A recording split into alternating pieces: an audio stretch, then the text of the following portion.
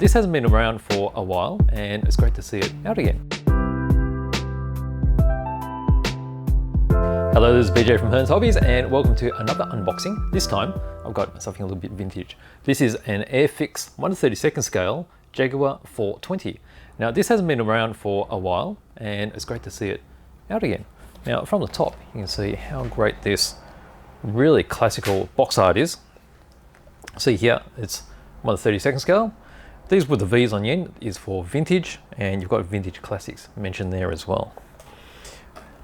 Same sort of image here. You've got a list of the Humbrol paints that are used. And that's handy when, say, you're at the shop and you want to quickly get all the bits together that you need. You can just check them off this list there. But let's have a look inside and see what we get. Now the Jaguar 420 was I guess the next model from the S-Type. The S-Type was a sort of medium-sized high-performance saloon. It wasn't the most popular, so hence they started developing the 420, which did become quite popular. Now it had quite a large engine and some really nice styling. So it had the frontal styling of the Mark 10, and the 420 actually used I think a lot of the suspension design of the S-Type. Now, as you can see, I've emptied out all this stuff. Maybe I shouldn't have done that. It's all over the place now. But there's quite a lot involved because this actually includes full interior detail and engine detail. So what I'm going to do is I'll put some of this loose stuff over here. And we'll have a closer look at, I guess, the most recognizable parts. Okay, you've got your floor pan, like so, and we've got our body. Now for something that was tooled in the mid-60s, it is actually very, very good. This is probably a prime example of why Airfix was the premium kit maker of the time. And I mean, even in the mid-60s, that would have been fairly early days for Tamiya. And the Tamiya actually were influenced a lot by Airfix, particularly after the war. Mr. Tamiya used to go to Ginza and purchase his Airfix kits whenever they came out. I was very excited. And that's where his base of understanding making models came from. And this is a really good example. You see how clean a lot of this is? I mean, you have to remember that this is a, what would it be, 50, 60-year-old mould. And it's reasonably clean. You're not going to get away from the flash. I mean, brand new, they would have had a little bit of flash as well. But with a little bit of care and time, this will turn out to be a really nice piece. Let's have a closer look at some of these details.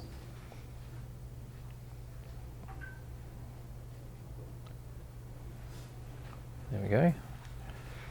So we've got the front end there.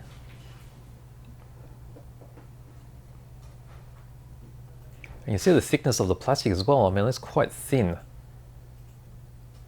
for something of this sort of age. See the panel lines there? They're probably a bit pronounced compared to today's standards, but I think that's not too bad. Quite a smooth finish still. Probably not as polished as a modern kit. I mean, the Tamiya kits are got a mirror finish on them already. But I mean, you could rub that back lightly, apply your top coats, and then give it a buff and it'll be a mirror finish. Got the back end. The other side, and then inside all the thin components here. It's great because that means it'll be fairly scale when you got all the interior in there as well. A couple of injection molding pin marks. I mean, every model is going to have those, and if you want to be really pedantic, you can sand these down and fill them if you wished. Okay, so there's the bodywork, very nice. Okay, so here we've got the floor pan. Okay, so from the top you got all your wheel arches already molded. Your interior, again you've got injection marks. Now with these, you probably want to fill those in because they'll be quite visible. This as well, you see how they've done the injection marks there. They've tried to do it on the wheel arches. They'll be quite easy to clean up. A little bit of flash. Nothing too difficult to handle. and quite nice. You get your pressings down the bottom there. Got the chassis, and that's where basically all your engine or your gearbox suspension is going to be hanging off. So quite nice to begin with. Pop that aside. What else have we got? Let's pull out this piece here. Okay, so this piece we've got, see, where am I focused? There we are. Got the exhaust, and I guess they're more of the mufflers as well.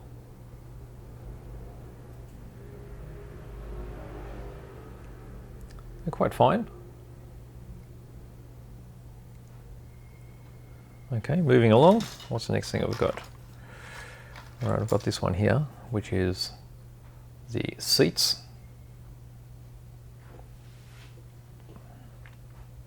So you see you got the ribbing in here, which is quite nice.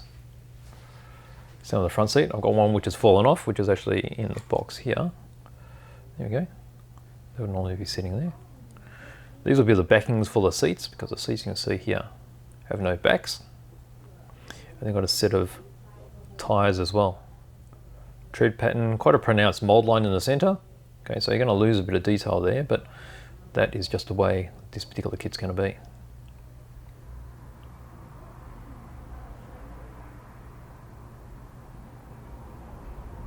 Okay, so they're the seats.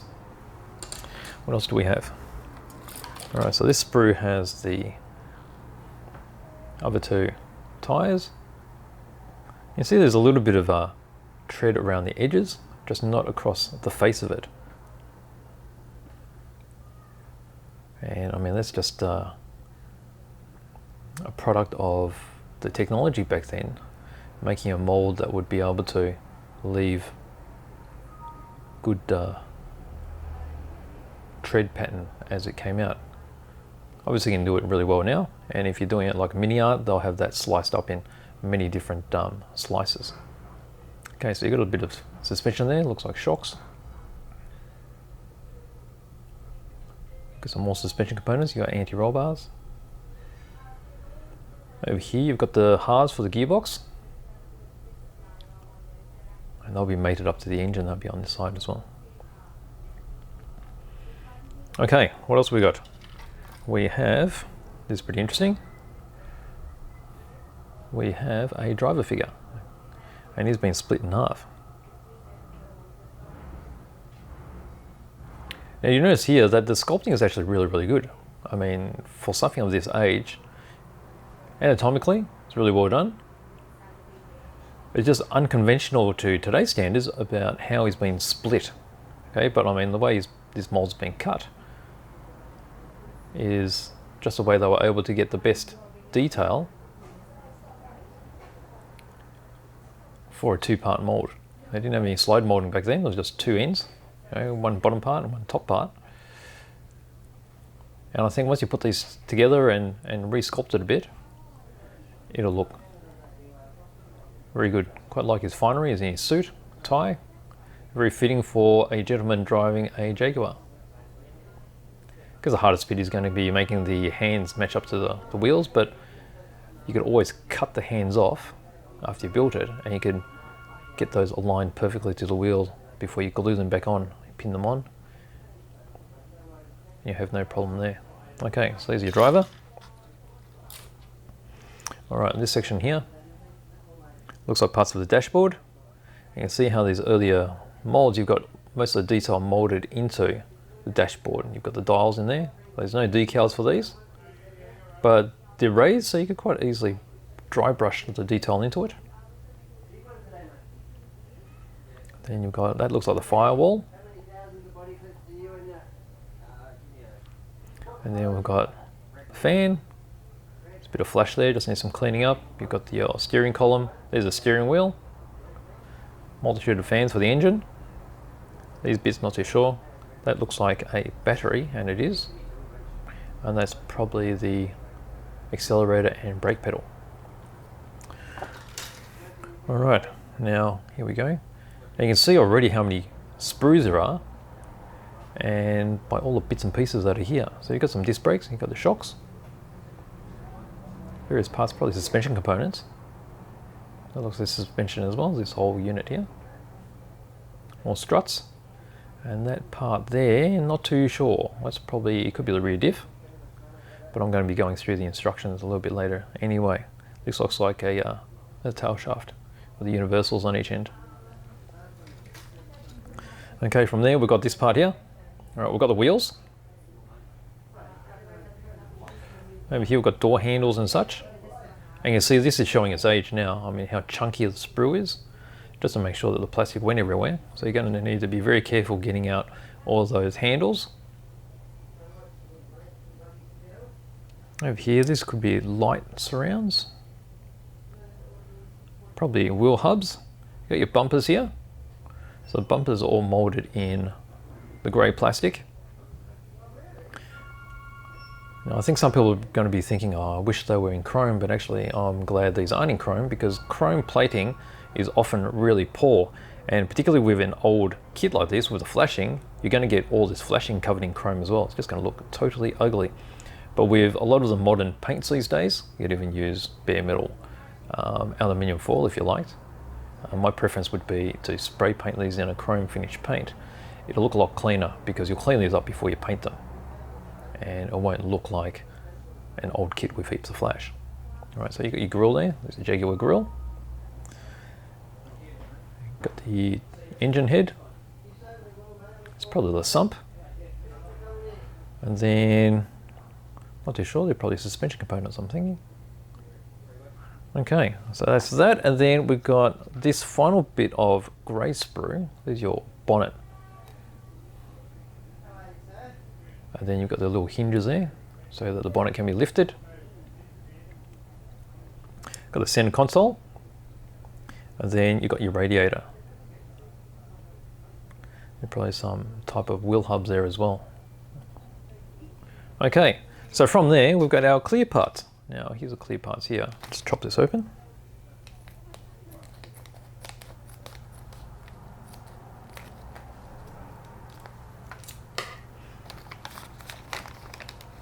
Okay, here we go. We've got our clear parts. Now from what I can tell, these parts have been folded in just so they fit inside the bag.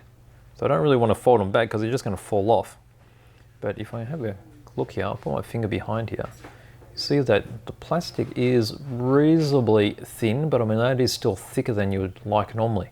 You've got no real alternative there. But you could sand these down and polish them. You'll notice there, you can see the age of the mold now. You see the reflection coming through. They're not perfectly flat, and that's something to be expected with a model that's this sort of age. So you could quite easily do a bit of a buff, a bit like another video I've done before, how you polish clear parts and how you polish paint. Just use some really fine sandpaper, rub it back with some polishing creams, and you'll be able to get a mirror finish out of that. Alternatively, you could use a thin plastic and cut them out yourself, depending how much work you want to do. So just under here you've got some of the light lenses, and over here too there's the headlight lenses. Okay, so there are all the plastic bits. Let's get this out of its zoom and we'll have a look at the manual. Okay, actually before I go on the manual, we do have some decals. So I've got a small decal sheet like this, and this is just the registration plates. Okay, so you got your long style ones, or you got your broad style ones. Actually, one will be the front, one's the back. That's probably the front, that's probably the back, because you got your Jag 420 there, Jag 420. So you've got two to choose from. Okay, so let's pop this back safely in the box and we'll have a look at the manual. All right, so the manual here, let's just open this up a bit. There we go, that's a full manual. Okay, so you've got a bit of history on the front page, and then we've got a legend here on how to read the symbols, and then we get straight into the building. So you're going to start with the engine. Basically, you're building the gearbox with the engine attached. I actually thought that was just a gearbox before, but that's got the engine block together with it. Got the engine head, cam covers, the extractors, the intakes, and then we've got all your belts to your fan. sump, and then we start building onto the chassis. So you got your floor pan there, the firewall goes into place. Got the dashboard, pedals, top of the dash, got the center console and the brake, a handbrake. Interior, so you've got the backings that you put on each side of the front seats. The rear seat goes straight in. There's old Mr. Driver there in his suit. So here goes together. You got your steering column, steering wheel, and then you can make that all up together here. So your driver goes in first, and then you align the wheel to fit. Finally, you've got the arms going in, and from there you should be able to get it to fit perfectly. Next, you've got these two items going onto the firewall. They look like hinges to me for the bonnet. Battery goes in. We'll go into suspension components. So we've got the front end going in with your front discs, outboard discs, sway bar. Engine gets popped into the transmission tunnel, dropped in place. You've got the radiator, exhaust getting put together here. You've got the mufflers, exhaust going onto the floor pan with the muffler ends. Over here we've got, this is the actual diff with the inboard disc brakes. So apparently this had very, very good brakes, this being part of it, because I think they only had a center, well, a single disc brake on the back on the S-Type. Got the tail shaft going in place. The diff assembly gets dropped in, rear suspension, more of that with the hubs. You've got your wheels and your tires going together. Get those fitted into place with internal hubs. The glass is fitted to the bodywork, and then the body is mated to the chassis. And then you've got all the finer external details. So here we go with the bonnet. So yes, the bonnet gets its catches fit into the little hooks, and that allows it to stand up or in a closed position. And then we go about all the finer details. You got your door handles. You've got the, what do you call that? That's the air intake for the cabin. Your bumpers, your lights, and then the front end. So you got your grille, bumper, and we finalize that off with all of these lenses. And there's your little color chart. So these are the different colors that were used, or I guess were options of the bodywork. And then these are decals for the registration plate. So there you go, so there's a manual. So that's it. That is my open box review of the new, I guess you can call it. It's a reissue of the Jaguar 420 by Airfix in 1/32 scale. So if you enjoyed this open box review, please like this video, and if you'd like to see more, please think about subscribing. So thank you very much for joining me.